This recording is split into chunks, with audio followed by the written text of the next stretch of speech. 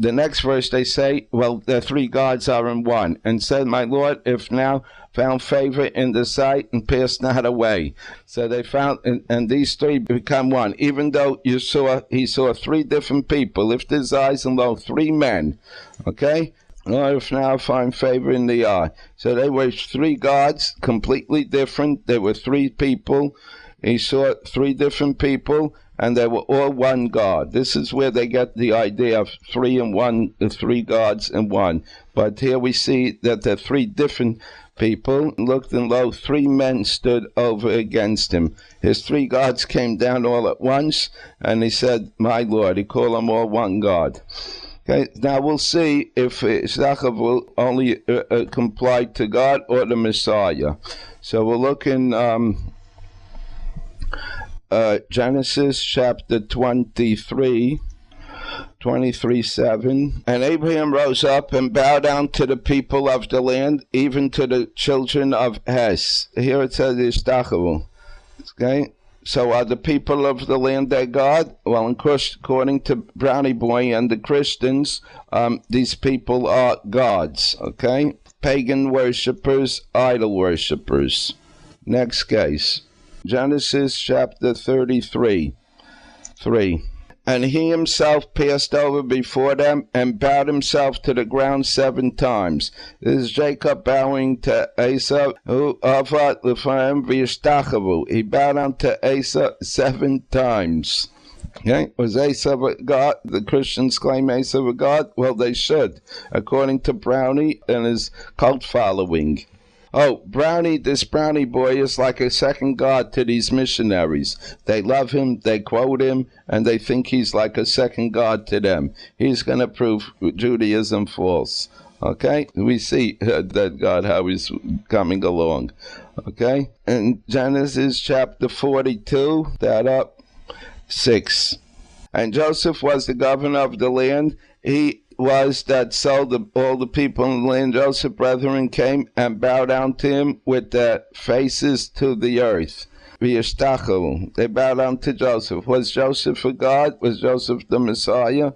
Well, some say he is. Wasn't that false God? That's for sure. Next. Yeah, this is in Exodus chapter 18. And Moses went to meet his father-in-law and bowed. Here also he bowed, and bowed down and kissed him. So was Yisro, Moses' father-in-law, a god? Well, according to Brownie Boy, he was a god. Now to the last thing, what he said, Pelech, it's in 14. And there was given him dominion, and was talking about, he says, Christians claim it's talking about the Messiah, and there was given him dominion and glory and a kingdom that all peoples, nations, languages shall serve him. Okay? Yaflichun. He says this is only can apply to God. His dominion is an everlasting dominion, shall not pass away, and his kingdom that which shall not be destroyed.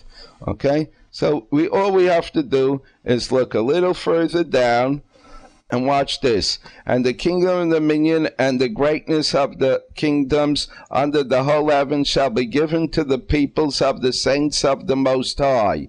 Their kingdom is an everlasting kingdom, and all dominions shall serve and obey them. And here it's used the same thing, palach. So does that mean worship? Does that mean only worship gods? Well, according to the Christian, it does. And from this verse, it proves that they worship many gods. So we've just proven this Brownie boy false. And like I said, in later videos, this proved this whole video, which all his claims.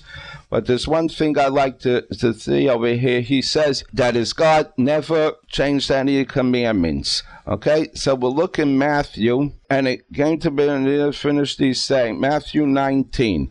The Pharaoh came to him, tempting and saying to him, is it lawful for a man to put away his wife for every cause? And he answered and said unto them, have you not read in the beginning, male and female, and said, for this cause shall a man leave father and mother, and shall cleave to his wife. Wherefore they are twain, let them put asunder, saying to him, why did Moses command to give a writing of divorcement and put her away?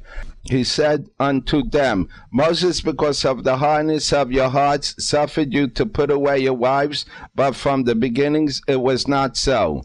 First of all, he said it to them. He tried to abrogate what the Bible says. Okay? Anyone can come and say, I don't want to follow this because this reason or that reason, I'm not supposed to follow it. So he actually abrogated what was said in the Bible, and this is not what the rabbis make up.